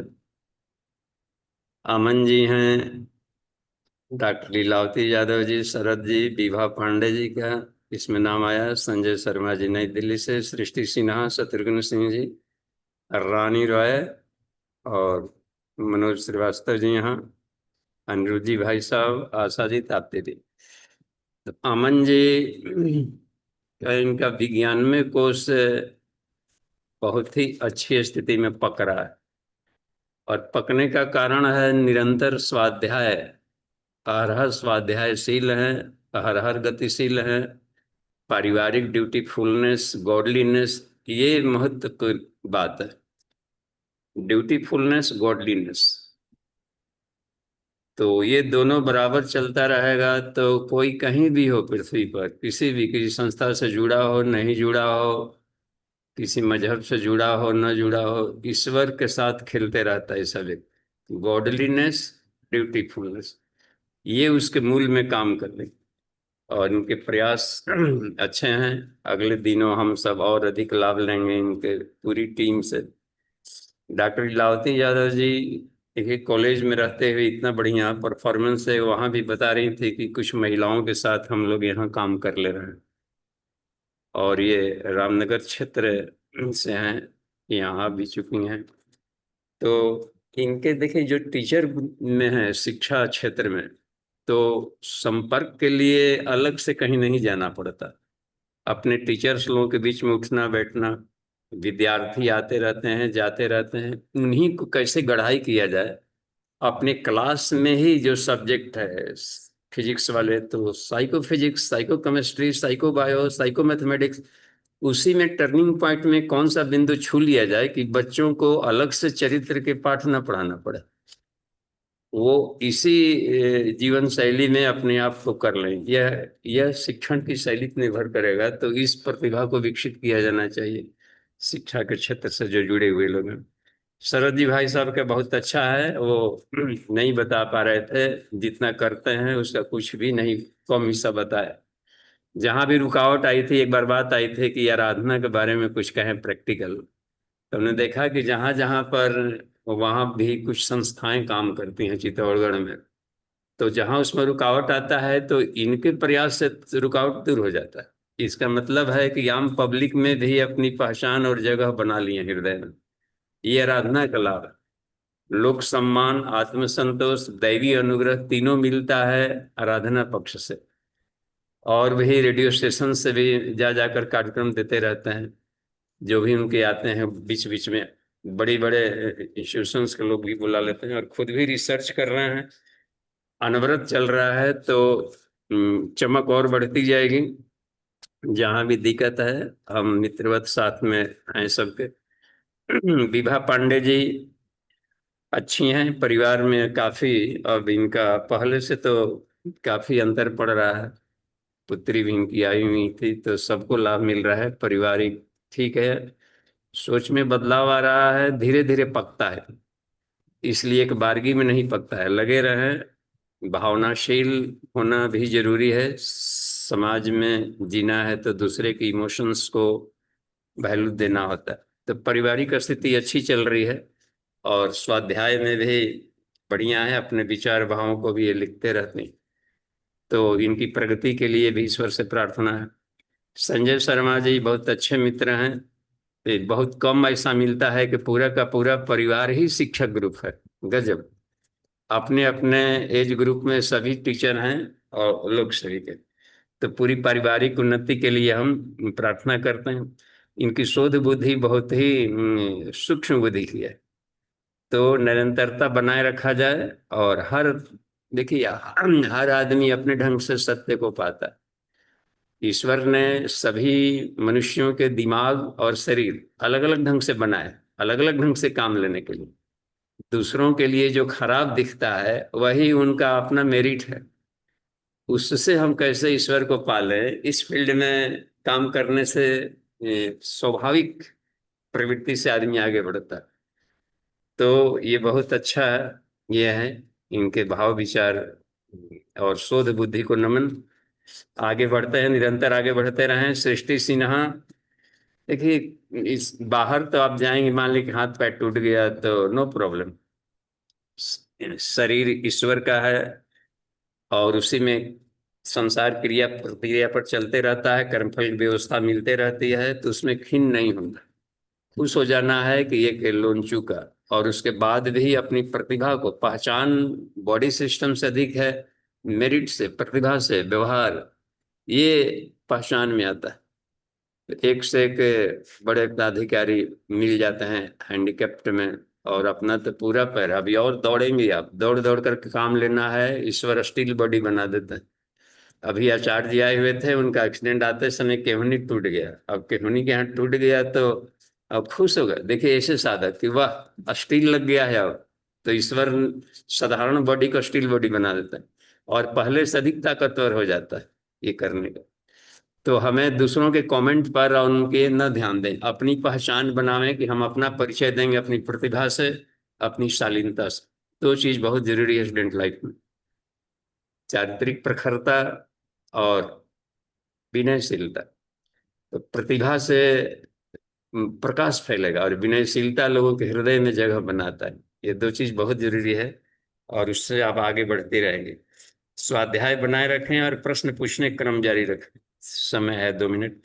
देखिए इधर शत्रुघ्न सिंह जी बता रहे थे अपना अनुभव, तो लाभ मिल रहा है। और ये लाभ एक एज ग्रुप में, अपने एज ग्रुप को ही फ्रेंड सर्किल मान करके चले तो उसमें प्रगति अच्छी होती। और परिवार में जो छोटे हैं उनको स्नेह देने में कभी भी कमी न हो, आत्मीयता ही सब करती है, कराती है। तो इस तरीके से अपने जीवन भर के अनुभव का लाभ मिलता रहेगा। और काफी इनकी प्रगति अच्छी है। भेंट हुई थी तो बातचीत से मिला कि अनुभवी हैं, अपने क्षेत्र को अधिक प्रकाशित करेंगे। रानी दीदी भी बहुत अच्छा उनका चल रहा है विकास क्रम।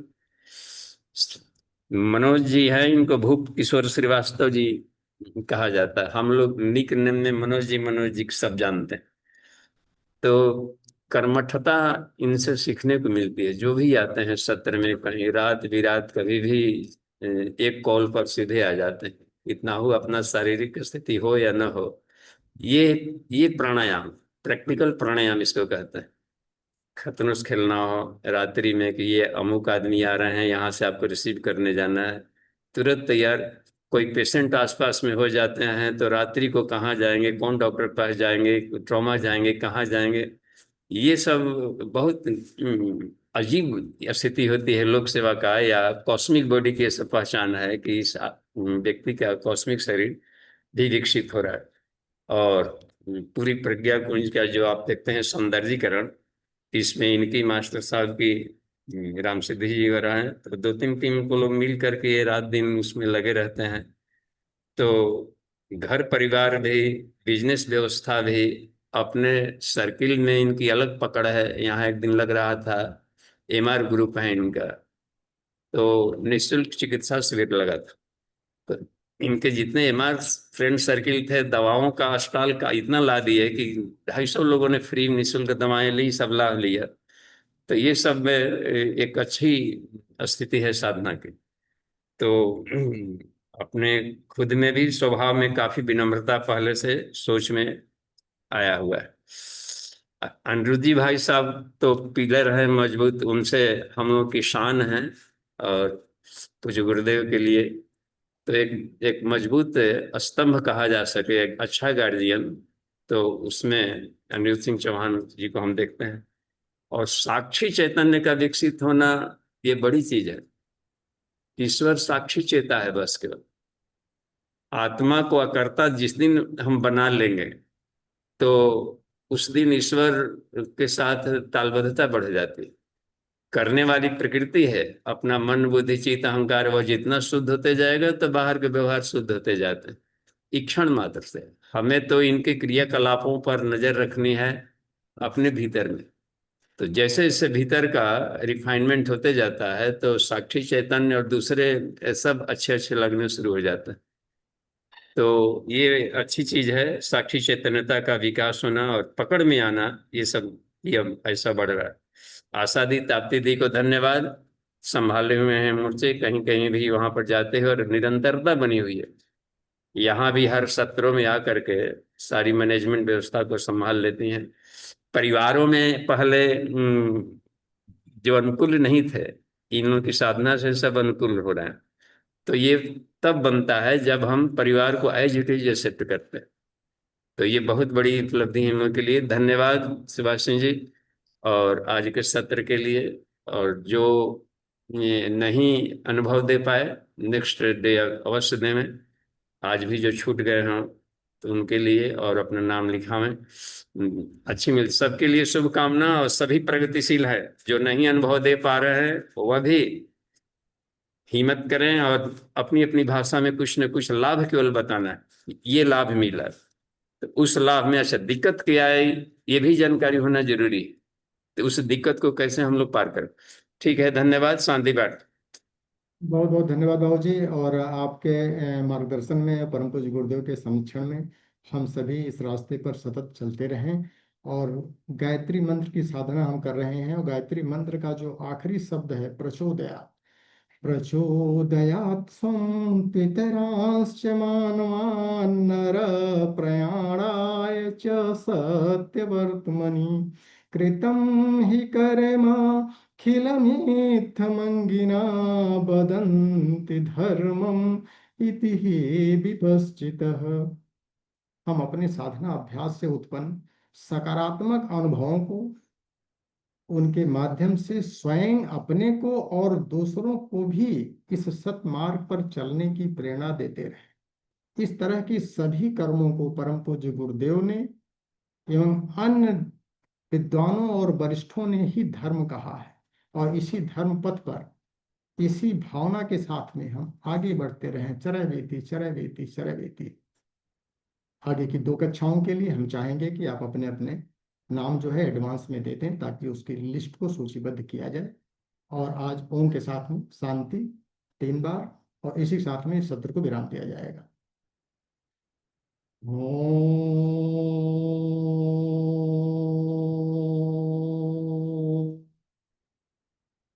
शांति शांति शांति। समाप्त। बहुत बहुत आभार। आज का दिन आप सबका शुभ हो। धन्यवाद।